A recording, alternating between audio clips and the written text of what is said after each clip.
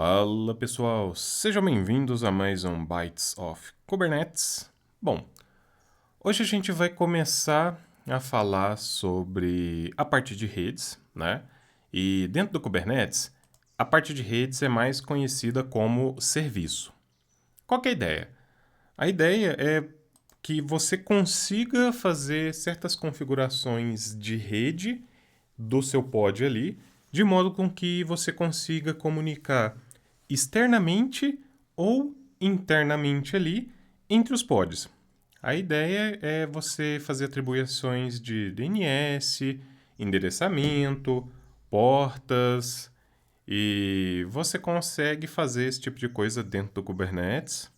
Só que assim, o que a gente vai ver aqui é uma parte do que existe dentro da camada de redes de Kubernetes, porém é a parte mais prática no sentido de o que a gente realmente mais usa ali, né, como desenvolvedor, engenheiro de dados, o que for, seu papel ali dentro.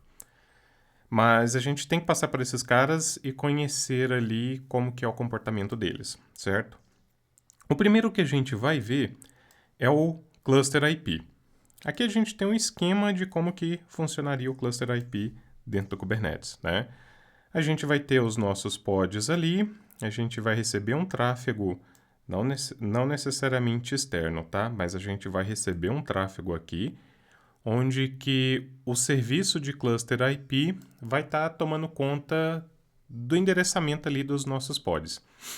Então, assim, a ideia é que ele vai atribuir endereços IPs para os pods, lembrando que os pods eles são efêmeros, porém o serviço ali vai manter endereços IPs para esses pods internos ao cluster de Kubernetes, ou seja, esses caras só serão enxergados no cluster de Kubernetes ali. A gente vai ter um DNS que vai ser gerado pelo serviço, certo? Que é o modo que ele tem para fazer associação entre pod e IP dentro do cluster. A gente pode vir aqui, ó, colocar como... Ele vai ser o seguinte. Seu serviço ponto o namespace que o seu serviço foi deployado. Aí o restante vai ser SVC cluster local. Se você tiver alguma porta ali, né, associada, então você vai acabar vendo 2 pontos a sua porta. É exatamente isso que você vai ver quando a gente tem um DNS associado a um pod ali, ou mais de um pod dentro do Kubernetes. Então, quando a gente sobe um serviço, ele vai subir um DNS. E por meio desse DNS, eu consigo acessar os meus pods aqui dentro do namespace específico. E o legal é o seguinte, você pode ter mais de um pod aqui para o mesmo serviço, né? Lembra aquela questão das réplicas ali do deployment, eu posso ter 2, 15, 50, o que for.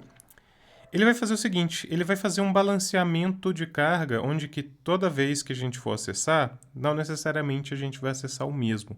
A gente vai poder acessar outros serviços ali, que teoricamente serão os mesmos serviços, lembra, né? Ali na nossa imagem é o mesmo serviço, porém outras instâncias ali de cada um dos pods.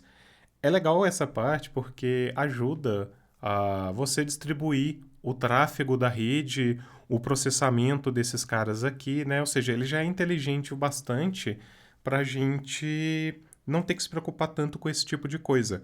Só que lembrando, né? Esse cara vai estar aqui, né?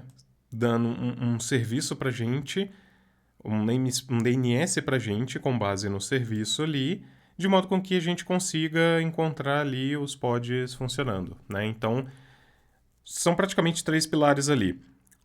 A visibilidade interna, ou seja, agora eu tenho o endereço IP dos meus pods ali internos ao cluster. O balanceamento de carga, que é a distribuição aqui, né, dos acessos a cada um dos pods. E a descoberta ali do serviço por meio do DNS, e que isso fica salvo ali dentro do etcd e né, essa questão do serviço, e então todo mundo se enxerga ali dentro. Então é muito legal e é muito importante entender ali o seu comportamento. Bom, e se a gente for aqui para o nosso laboratório, deixa eu já deixar esse cara funcionando aqui. Vamos pegar, deixar o nosso cluster inicializando aqui. E quando a gente for dar uma olhadinha, olha só. A gente tem o nosso deployment, a especificação normal, réplica, template, label, a especificação do container, a gente pode já ter a porta aqui, né? Eu removi alguns parâmetros aqui que a gente realmente não precisa desse tipo de coisa.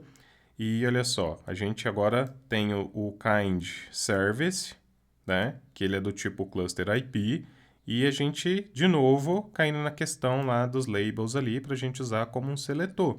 Então, nesse caso, a gente está selecionando o que tiver com app test, né? Aqui dentro do nosso deployment, que ele vai pegar e vai associar esse serviço a esse deployment, né? Então, deixa eu subir o K9S aqui do lado. Vamos deixar o nosso metric server aqui também. E, ó, a gente não tem nada aqui, certo? Então, vamos aplicar o nosso cluster IP. Ah, lembrando, a gente pode ter mais de um manifesto junto, a gente só coloca esses 3 tracinhos ali para a gente separar, né, cada um dos manifestos. Então, se você tiver aplicações mais complexas ali, então você pode colocar todo mundo junto, não tem problema nenhum. Só toma cuidado que isso pode ser muito complicado ali para frente. Mas a gente vai ver em outras aulas lá como que a gente simplifica essa questão de múltiplos manifestos sendo deployados para uma única aplicação. Então, tá aqui nosso pod. Se a gente vir cá, service, ó, serviço cluster IP. Se a gente dá um describe aqui, ó, a gente vê que ele tem um endpoint, as portas, endereço IP, cluster IP, o seletor app test, né? Ou seja, ele já fez o deployment desse serviço. Então a gente acaba tendo exatamente esse tipo de coisa que foi mostrado ali anteriormente, né?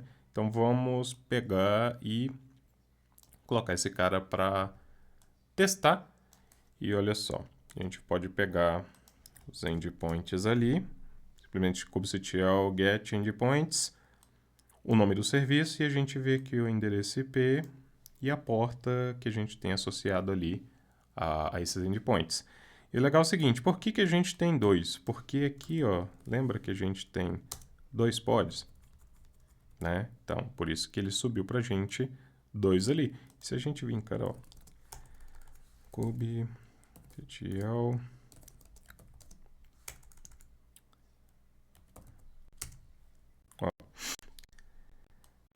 pod, serviço, deployment, né? Nota que ficou um pouquinho mais elaborado, não complicado, para a gente visualizar ali 2 pods para um único serviço, mas configurado como cluster IP, beleza?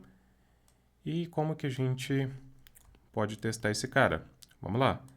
Eu vou subir um outro pod. A gente pode pegar, executar kubectl, run, nome, a imagem, né? Estou passando uma imagem qualquer aqui só para a gente testar.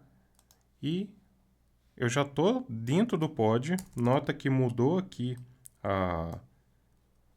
o terminal para a gente, né? Se a gente tivesse um outro pod aqui, a gente podia entrar dentro dele também. Se a gente, ó, só lembrando, chegando aqui para cá, ó, a gente consegue ver os outros comandos que o K9S permite para a gente. Então, a gente tem, cadê, ó, attach, tá? Que a gente pode pegar e pensa assim, né? Entrar ali dentro do pod. Que seria mais ou menos isso aqui, ó. Também tô dentro dele, ó. Nota que Estou executando, ele está recebendo aqui. Fechou? Ó, opa, né? Ele matou porque eu tenho a flag --rm de remove ali. Mas beleza, vamos lá. Vou executar um curl. Ó, ele já me retornou o resultado, né?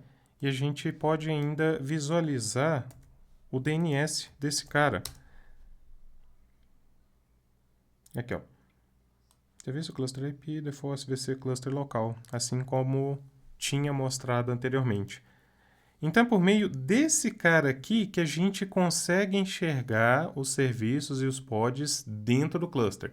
Então, provavelmente, quando vocês estiverem mexendo com alguma coisa mais complexa ali, vocês vão ver vários DNS ali. Se você quiser comunicar internamente entre as suas aplicações, imagina que eu tenho um app e um banco de dados. Então, eu vou usar esse cara aqui. Para quê? Porque para o meu tráfego ficar interno ao cluster de Kubernetes e não ter que dar uma volta por fora e acessar. A questão é manter todo mundo dentro do mesmo lugar. Então, provavelmente, se você estiver ali numa cloud, você vai ter um endereço externo, o endereço interno ali dos nós, né? A rede ali pela sua VPC, e você vai ter o DNS ali das suas aplicações do tipo Cluster IP, e você vai usar esse cara para comunicar internamente, para você não ter que sair fora da cloud, depois entrar novamente e assim por diante, né? Então, serve exatamente para esse tipo de coisa. E se o meu pod morrer, não tem problema, né? Ele vai subir de novo e ele ainda vai estar debaixo do mesmo serviço, por conta do seletor ali que a gente tem associado ao pod que foi deployado ali com o workload de deployment. Entendeu? Então, assim, pode parecer um pouquinho complicado, mas é bem simples depois que vocês entendem esses aspectos aqui que você vai conseguir trabalhar, desenvolver e deixar bem mais complexo ali as suas aplicações. Então, vamos sair desse cara. Beleza? E a gente pode ainda fazer o seguinte. Existe um comando dentro do Kubernetes que se chama port forward, que a gente faz o forward da porta de um serviço para uma porta local dentro da nossa máquina. Então agora, pense o seguinte, eu tinha que entrar dentro de um pod para executar os comandos aqui dentro do meu cluster. Agora, com o comando port forward, a gente consegue liberar o acesso a uma porta dentro do meu cluster e eu conseguir acessar de fora dele. Isso também é um mecanismo muito comum utilizado para quem vai fazer o acesso a um cluster de Kubernetes em cloud, né? Então você tem o acesso, faz o port forward ali e você consegue acessar como se estivesse na sua máquina local o cluster que está na cloud, por exemplo, né? E depois que a gente faz isso, ó, a gente vê forwarding 8080 na porta 80 ali, ou seja, a 80 do pod na 8080 local.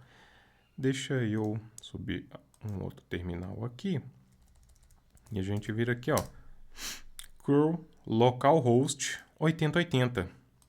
A gente já consegue acessar.